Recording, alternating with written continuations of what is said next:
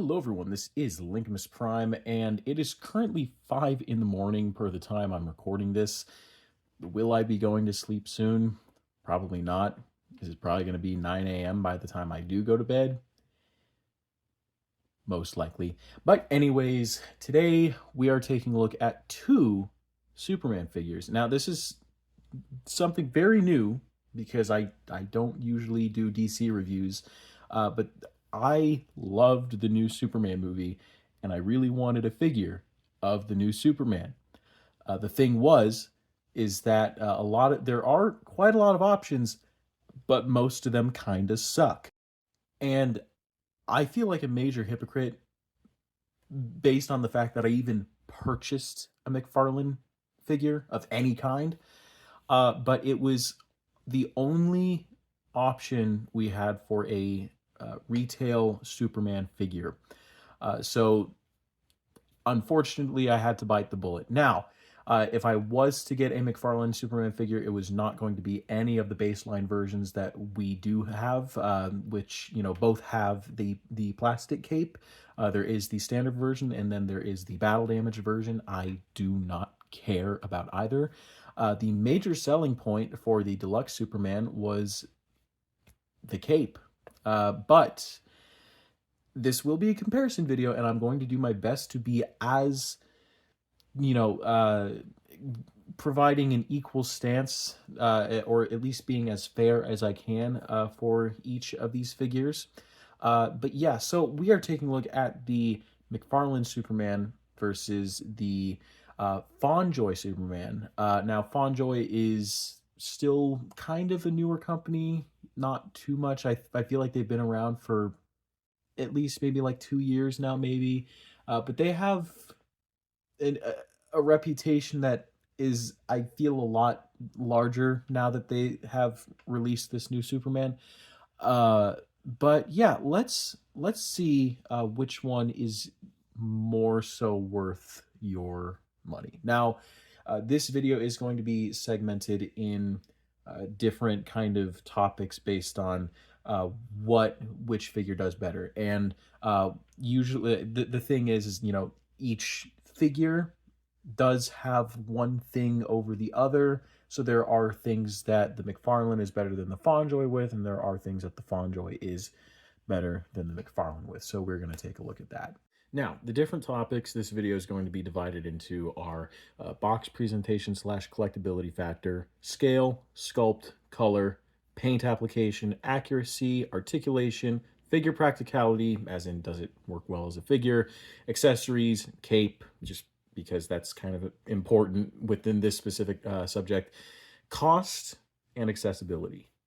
So starting off with box presentation, there are different kinds of collectors out there. There are collectors that prefer to open the figure and display it, and there are collectors that prefer to keep the figure in the box. And that is something that is definitely, in my opinion, important when it comes to action figures, is when the figure has a nice presentation within the box. And I do believe the McFarlane does the best job out of this. I love the Fondjoy box, though.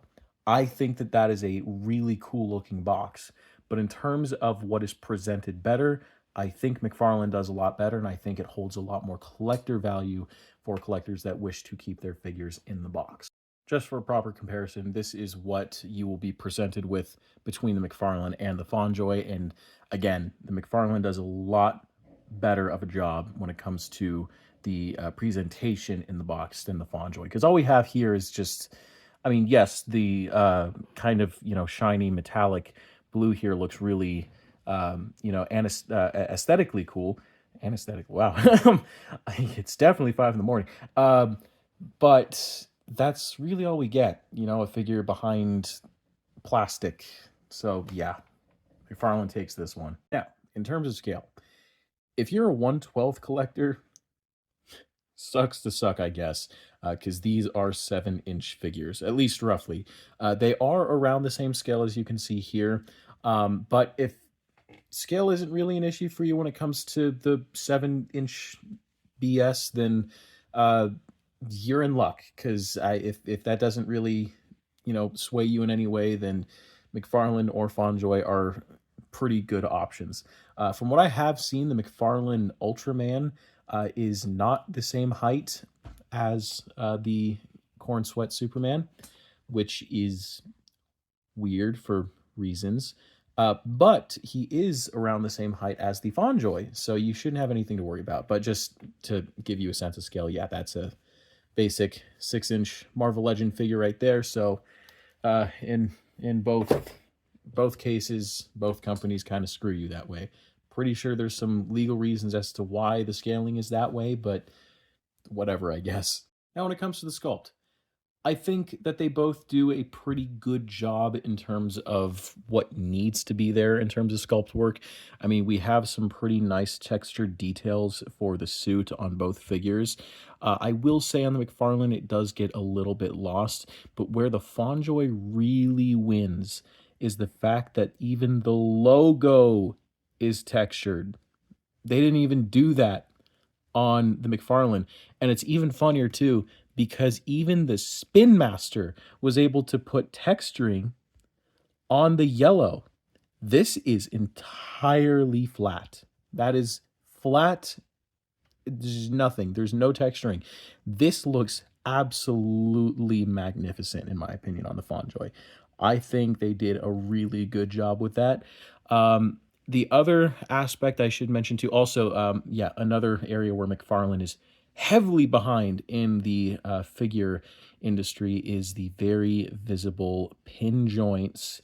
We have moved past the realm of pin joints in recent years. Again, case in point, the Marvel Legends Spider-Man and pretty much any other Spider-Man figure you can find on the market, or other figures in general from Marvel Legends you can find on the market, pinless joints. There is no visible pins. So that has been something I've had, and many other people have had issues with on McFarlane figures, is the visible pin joints. So yeah, but yeah, Fondjoy definitely does a way better job with the sculpt work. I mean, in terms of the face as well, the faces are pretty nicely sculpted in my opinion. I think both do a good job at capturing the look of David Cornsweat. But yeah, one other thing I should mention too, I give McFarlane an extra point for including the hair curl, whereas they did not include that on the Fondjoy. That is the one major thing that really bothers me about this figure. But yeah, both do a good job in terms of the sculpt. Fondjoy really takes the cake on this one. When it comes down to color, that is one thing that I believe firmly is very important when it comes to at least this specific iteration of Superman. We're not in the Snyderverse anymore. This is the DCU, the James Gunn universe, where everything, at least when it's tonally acceptable, is a lot brighter and not, depressing all the time. But one very important aspect about the new Superman design is how colorful he is. And I do feel that the Fondjoy presents that a lot better than the McFarlane. One complaint that I've heard from friends and from other people in the community is that the blue and the red on the McFarlane is just too dark. And comparing them together, you can definitely see there is a mass difference of color tone here between the two, and how dark the McFarlane is compared to the Fondjoy. Yeah, the Fondjoy is definitely the most colorful, so yeah, that is an extra point to the Fondjoy. And in terms of paint application, again, Fondjoy takes the win here. Just looking at the McFarlane, you can kind of see that there are a lot of areas where there are some paint mishaps. We have some blue paint that's kind of bleeding onto the yellow, especially right here in the corner. The yellow paint here on the belt was really sloppily applied. The overall kind of paint on the rest of the body is kind of just a weird, like when you look at it compared to the Fondjoy, it looks kind of yellow with the skin. There's also some paint scuffs right here on the hand, as you can see. Some of that gray that's kind of poking through, which, there's some paint scuffs here on the boots. So yeah, a lot of paint here that is just kind of not very strong, unfortunately, which is unfortunate. But yeah, but in terms of the Fondjoy, the paint here is definitely a lot more, it's applied a lot better. The face paint is, pretty good. It's believable to be skin tone. The red and the yellow is nicely masked off. That is honestly perfect, in my opinion. The yellow here on the belt is perfect. The boots, from what I'm seeing, are not painted. I believe the blue is actually what's painted on the legs, which is quite interesting. But even the blue here on the legs looks really good. I do have a little bit of some paint scuffs here on the hand as well, so both do suffer from uh, scuffage on the hands and some of the skin tone areas, but it's not that big of a deal, at least compared to the McFarlane, which has a lot more issues in those regards. Now, when it comes down to accuracy, I believe both do a pretty good job of being decently accurate representations of David Cornsweat's Superman. My biggest issues with both of these, however, revolve around the proportions. As you can kind of see, they both suffer from tiny head, large body syndrome. I believe the proportions on the McFarlane are a tad worse just because it feels like the shoulders are too broad, the chest is too flat. There's not as much definition here as on the Fondjoy. Um, the legs feel a little too bulky, and the calves are just way too big. You can just kind of see them bulging out on both sides, and they're a lot more streamlined here on the Fondjoy. But yeah, but both do kind of suffer from the kind of wacky proportionage going on here.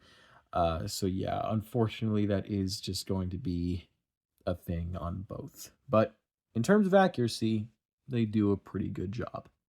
Now coming to the articulation, I think both are equally well articulated, but there is one issue I will get into. When it comes down to McFarlane's articulation, we do have, ball joint at the head. He can only look up about that far. I'm trying to focus. There we go. That's really all he can look up to. Down, not too far. Yeah, he can't really look up too well. The arms can rotate all the way around, move outward and inward, and there is a really nice kind of butterfly joint right here that works pretty cool. That is also kind of part of that ball joint system. So I do really appreciate that. Yeah, they can swivel at the bicep a little bit. It is a little stiff, but not too bad. Double jointed bend at the elbow. One of my biggest issues with McFarlane is how unnatural the elbow bends tend to be, just because of how sunken in the elbows are. And of course, we have our basic kind of McFarlane hand articulation. So it does swivel, and there is in and out and rotation at the base. So you do get some of that as well. When it comes to the torso, this tends to be the largest point of talk with this figure. He can go side to side decently, but it's the ab crunch and back arc that really do not are not within the favor of the general public. That's all you're gonna get. And the only way you can get more out of this is if you modify the figure. That's not fun. That is really not fun. You can get a good rotation. One issue that you might be seeing is when you do rotate it, it stresses the plastic. That little white spot, that's not glare. That's stressed plastic. And it does. Oh, actually, it's not really.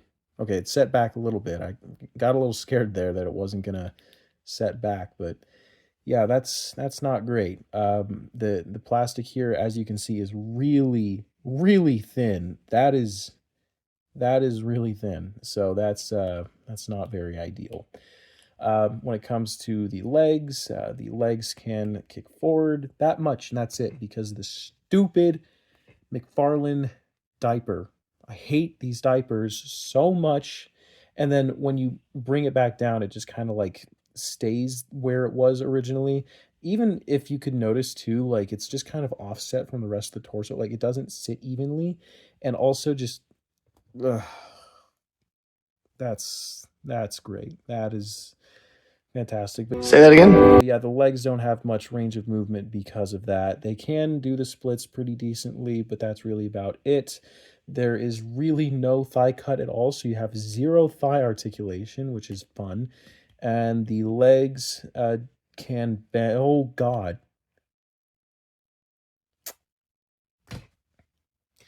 Again, stressed plastic. You know what's funny? I actually knew about that. I knew about that issue, and I completely forgot.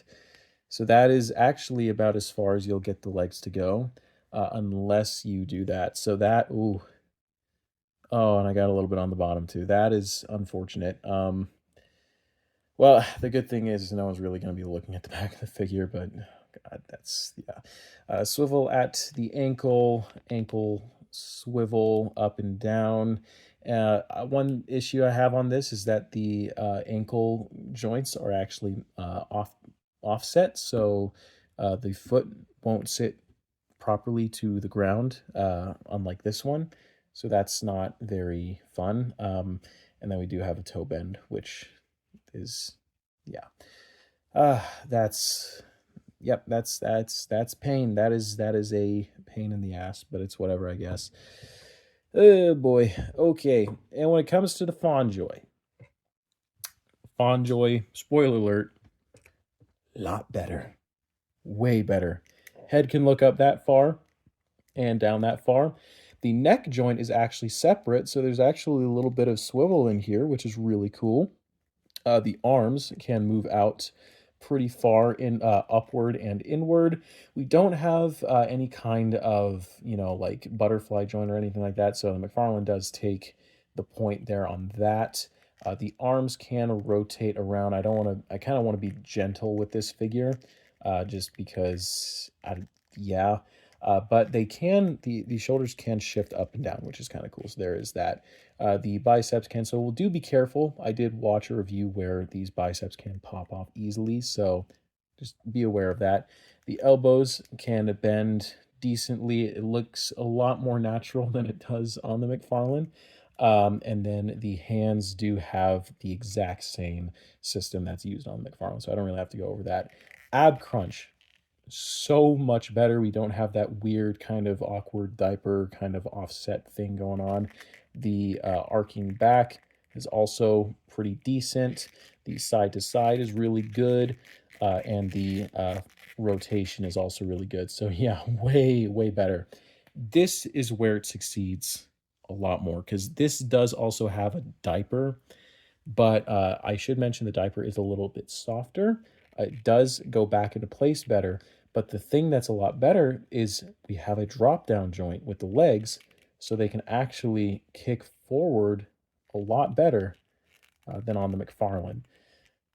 Okay, maybe I was a little bit wrong, but at least in terms of functionality, it's a little bit better. Got a little bit more out of that, so there's that. But yeah, as long as you work it and you find a way to make it work, then it'll work. That's a lot of work, but yeah. So you do have that. You do actually have a thigh swivel, which is nice. The knees bend very well. There's no ratchet joints in these, so the movement is very buttery smooth, which feels really nice in hand. Um, and finally, we have I believe this is a ball joint actually in the ankle, so that is a lot different. You will be getting more range out of the ankles on the McFarlane than you will be getting on the Fondjoy, but you don't really get a lot of upward motion, which is kind of annoying, but definitely a lot of downward, which I feel is a little bit more important for Superman. And you have a toe bend, so there's that. Articulation, when it comes to both of these figures, definitely has its ups and downs, but I do feel like the Fondjoy, in terms of, you know, what it's capable of in terms of posability, and I've tested it out, way better. Now that we've covered articulation, I feel like this is a good segue to go into the figure practicality aspect. Uh, they, in terms of being action figures, they do what they need to do, but when it comes down to the basic kind of functionality of which is better, Fondjoy just wipes it out of the park. Now, in the realm of accessories, there are, again, a few things where, the Fondjoy does better than the McFarlane does better than the Fondjoy. Um, and again, this is going to be the deluxe Superman from McFarlane, just to provide more of a fair advantage for these two figures. When it comes down to just the basics of this topic, um, yeah. So crypto. Let's start off with crypto. The McFarlane does come with one crypto figure, and the sculpt is pretty nice. It's a pretty nice sculpt. I'm not too big of a fan of the seam line here on the bottom, but the paint application is okay. I mean, I'm not the biggest fan of the piss yellow going on there on the fur, but it is what it is, I guess. The gold for the collar is nicely applied. The paint on the face is okay, but I do think that the cape is definitely one of the cooler parts of this. And we do have the S kind of tampographed onto the cape, which is pretty cool. But in terms of the sculpt, he's not too bad. He's got the ear poking up, and he looks pretty nice. We do have the basic McFarlane, stand that comes with pretty much every McFarlane DC multiverse figure. And you got the DC logo there on the bottom, so nothing really much to talk about there. We have three faces. We have the, laser eye face. We have the angry face, as you can see, kind of like with the little, the, and then we got this face. Now, I do not understand what the difference is between this face and this face. It's the exact same face. So that's kind of a scam, in my opinion. I'm just saying. Because honestly, all three of these faces here look exactly the same, except for the fact that this one is slightly angrier and this one has red eyes. Anyways, we have two alternate hands here. These are more flight pose oriented hands, and they look pretty decent. But this is where one major, well, actually, I'll get to that in a second. We also do have this collector card, which I think is one of the highlights of this figure. I love the way this looks. I'm definitely keeping this in the sleeve. I took a note out of Shinrob Jira right there, but yeah, I love the way that that card looks. Anyways, this is one thing where I think the figure falls very flat in. When we look at the box here, just for example, there's a lot of empty space right here. I feel like there's a few things this could have included. Number one, an extra fist hand and an extra open grabby hand, because that kind of looks annoying. I don't imagine Superman flying like this. I don't imagine that. He flies like this or like this, but not fist and Lego hand. That's weird. So yeah, we don't have that. I understand that's probably useful if you want to have him like fighting a bad guy and it's like, oh, bad guy fist, oh, stop the, yeah, but no, that's just the way it is on that. Moving on to the accessories of the Fondjoy Superman, we definitely have a little bit more going on here. We actually have two cryptos. We have this crypto in a kind of like a running slash flying pose. We do have this included a little kind of stand to help him to, stand. But he is also, again, kind of like the McFarlane pre-posed. I believe every crypto figure that we're going to get in every figure line is going to be pre-posed. One thing that I think is really cool about this is he actually has an opening jaw. The paint on the inside of the mouth is decent. It's not the best. He does kind of look like a puppet a little bit rather than an actual dog. But, we do have the S nicely tampographed here. Do kind of miss there being a cloth cape as they were able to do it on the actual Superman figure. The sculpt detailing is nice. We do still have some seam line kind of stuff going on there, but it's not too bad. The collar is definitely the more, well painted out of the two options. We have baseline yellow and we have some silver for the little studs here and some gold for the Superman logo. The rest of, the paint that's going on here, we don't have that weird kind of off-white piss yellow color going on, so that is good. And of course, we have our basic, just standing crypto, and pretty much same thing, opening jaw, pretty nice paint. Can't really say too much about this, but yeah, we do have some alternate hands here. Uh, we have some relaxed hands, which look pretty nice. We have some kind of flight posed hands. And of course, we have two fist hands already on the figure itself. This definitely takes the cake in terms of the accessories. We actually have an actual flight, flight stand. We have a flight stand. We have a clear base here with the Superman logo and Superman right here on the bottom. And this is posable. It's just not very comfortable to move around, and the fact it's clear plastic doesn't help at all. But we do have a spring-loaded clamping kind of base right here, which is very strong. So you don't really have to worry about the figure itself like falling out of the base or anything like that. So it is very sturdy. And finally, we have this Daily Planet Clark Kent press card, which is kind of flimsy. It's not as well made as like the McFarlane card, but it's still something we get. You can also punch this little part out and put like in a little lanyard clip through that, and that works too. So now, when it comes to the accessories, I feel like when you kind of look at it, you get a little bit more offerings from the McFarlane accessories. It's just the fact that we don't have more hand options when we could have. The one crypto is nice. I don't think we need two cryptos, but it is a nice inclusion that we have one pre-posed, or two pre-posed, but one in an alternate pose. The basic DC kind of base is, what we usually get with McFarlane DC multiverse stuff, so I can't really say much on that. And while the McFarlane comes with 3 different faces and the Fondjoy does not, every face McFarlane comes with lacks any form of alternate expression of any kind, except for the angry one, but still, they all look the exact same. So at this point, does it even matter that he comes with extra faces over the Fondjoy?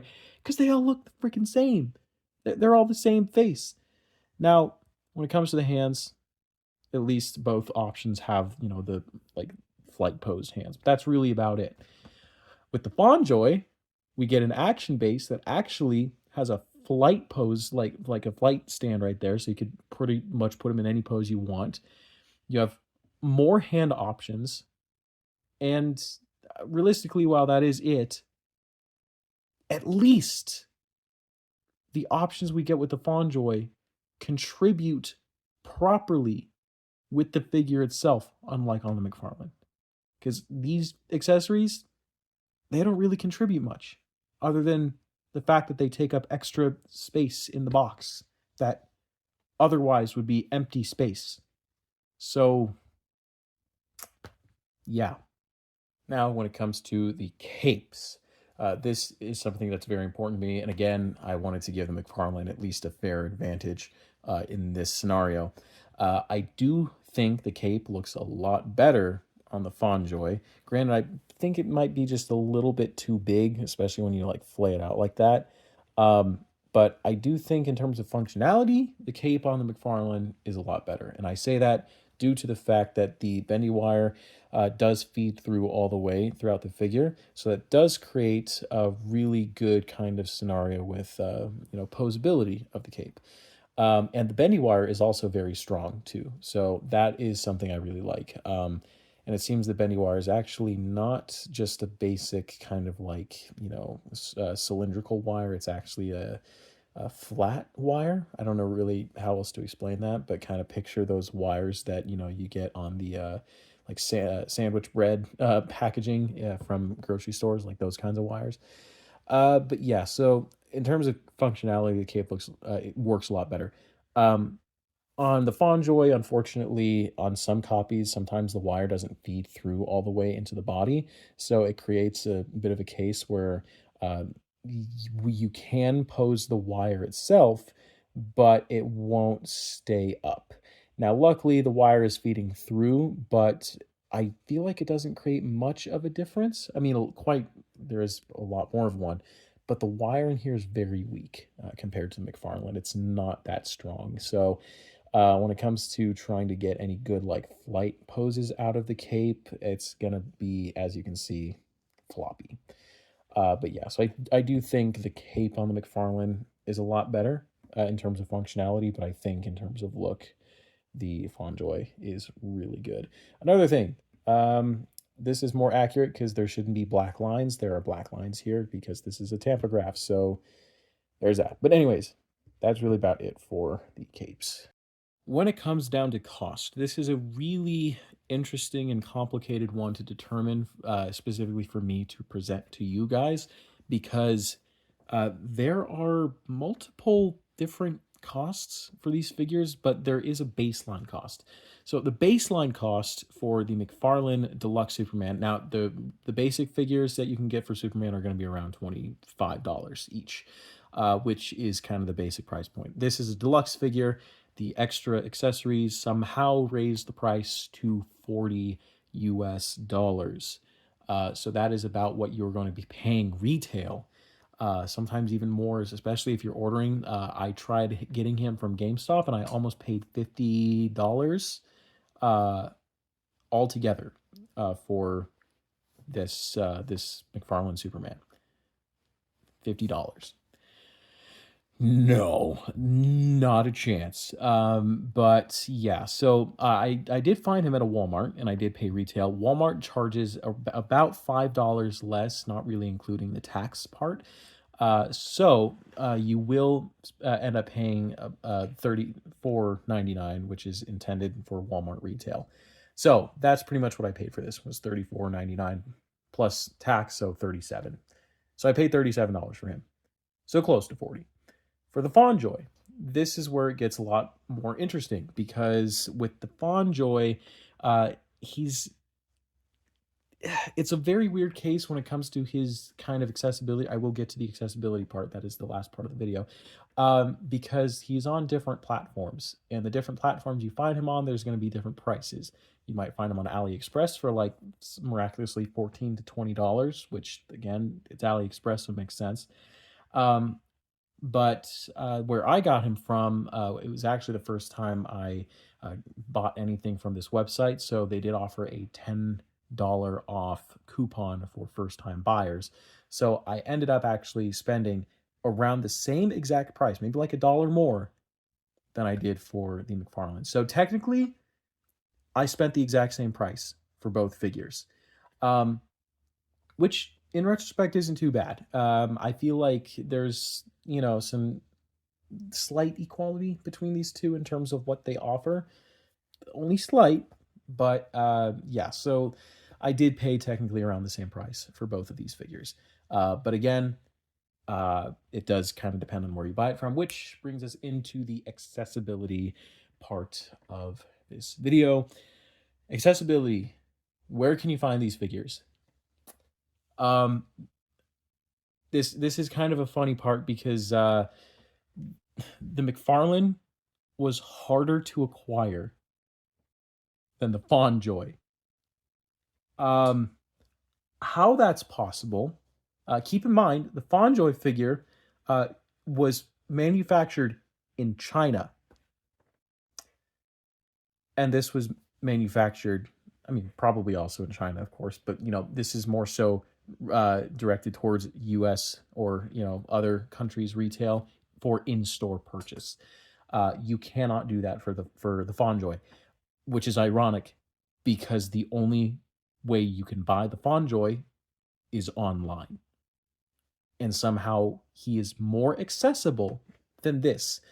There is an exclusivity factor behind the McFarlane Deluxe line, because you can only find the deluxe figures at certain stores, whether it be GameStop or Walmart. But the biggest issue is the fact that there is a very high kind of scarcity deficit with the McFarlane Deluxe 2025 Superman.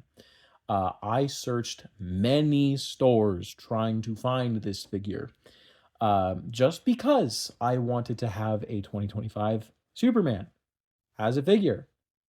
I searched way too many stores to try looking for this thing, and yeah, not happening. And I was lucky to find it at a Walmart only because some of my friends at a collectible store, they told me that they found a whole stockpile of these figures at a Walmart. So I was like, okay. So we went to go check it out. They had four Superman figures left, and I was like, cool. So I got one, and yeah, and so I was able to get them. But the accessibility when it comes to this specific figure is really not good at all. McFarlane has been struggling recently, and I know I've seen a lot of people complaining about how hard a lot, because it's not just Superman, it's pretty much most of his lineup has been pretty difficult to find in stores.